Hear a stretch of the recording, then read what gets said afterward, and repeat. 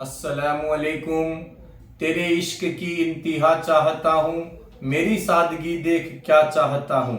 شتم ہو کہ ہو وعدہ بے حسابی، کوئی بات صبر آزما چاہتا ہوں۔ آج کی نشست میں ہم حضرت لوط علیہ السلام کا ذکر کریں گے۔ حضرت لوط علیہ السلام حضرت ابراہیم علیہ السلام کے بھتیجے یعنی بھائی کے بیٹے ہیں۔ حضرت لوط علیہ السلام کے والد کا نام ہاران ہے۔ حضرت لوط علیہ السلام کے دادا کا نام طارق ہے۔ حضرت لوط علیہ السلام کی پیدائش عراق کے شہر اور میں ہوئی۔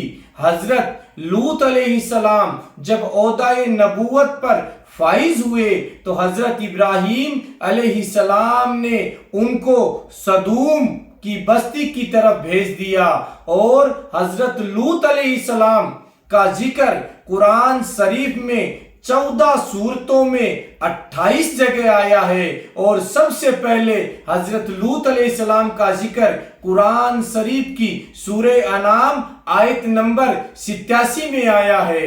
اور آگے حضرت لوط علیہ السلام کی 2 بہنیں جن کا نام ایک کا نام ملکہ ہے اور دوسری کا نام اسکا ہے، اور آگے حضرت لوط علیہ السلام کی قوم بری عادت، بے حیائی، بدکاری، حرام کاری، بد فعلی، مرد سے بد فعلی جیسی برائی کے اندر مبتلا تھی، تو حضرت لوط علیہ السلام نے ان کو بہت سمجھایا، اور وہ قوم آپ کا کہنا نہیں مانی، تو اللہ تعالیٰ کی طرف سے اسی برائی کی وجہ سے اللہ کا عذاب بستی سدوم پر آ گیا۔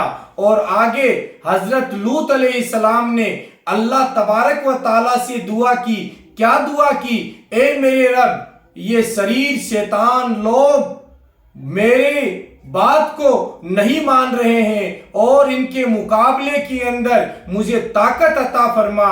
یہ سورہ عنکبوت آیت نمبر 30 میں یہ بات آئی ہے۔ اور آگے حضرت لوط علیہ السلام نے جب اللہ سے دعا کی تو اللہ تبارک و تعالیٰ نے 3 عظیم فرشتوں کو آپ کی مدد کے لیے بھیجا۔ وہ 3 عظیم فرشتے حضرت جبرائیل علیہ السلام، حضرت میکائیل علیہ السلام، حضرت اسرافیل علیہ السلام اللہ کے حکم سے بستی سدوم کو تباہ کرنے کے لیے آئے۔ اور جب یہ 3 عظیم فرشتے آئے تو یہ خوبصورت نوجوانوں کی شکل میں آئے، اور آ کر حضرت لوط علیہ السلام کے گھر ٹھہرے۔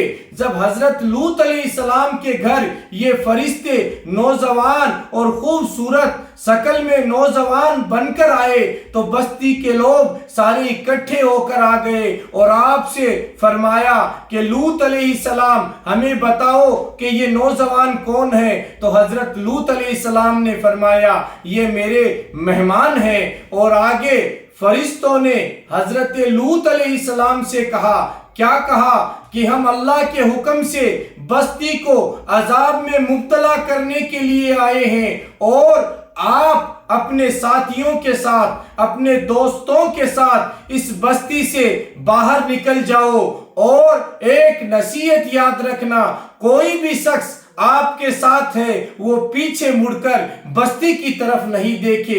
فرشتوں نے یہ نصیحت حضرت لوط علیہ السلام کو کہی، اور آگے حضرت لوط علیہ السلام اپنے ساتھیوں کے ساتھ، اپنے دوستوں کے ساتھ بستی سے باہر نکل گئے، اور اللہ کے حکم سے تینوں فرشتوں نے اللہ کے حکم سے بستی کو عذاب کے اندر مبتلا کر دیا، اور مبتلا کر دیا۔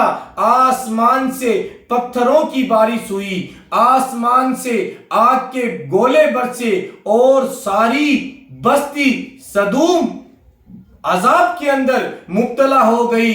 اور حضرت لوط علیہ السلام کی بیوی جس کا نام وائلہ ہے وہ ایمان نہیں لے کر آئی، وہ بھی ایمان لے کر نہیں آئی، تو اللہ تعالیٰ کے حکم سے وہ بھی عذاب کے اندر مبتلا ہو گئی، اور اس کا پورا شریر پتھر کا بن گیا، اور آج بھی اس کا پورا شریر پتھر کا بنا ہوا ہے، تاکہ لوگوں کو یہ عبرت ہو کہ جو اللہ کا گستاخ ہے، جو اللہ کے رسول کا گستاخ ہے، اس کا انجام کیا ہوتا ہے۔ تو حضرت لوط علیہ السلام کی پوری کی بستی صندوق اس کے اندر عذاب میں مبتلا ہو گئی۔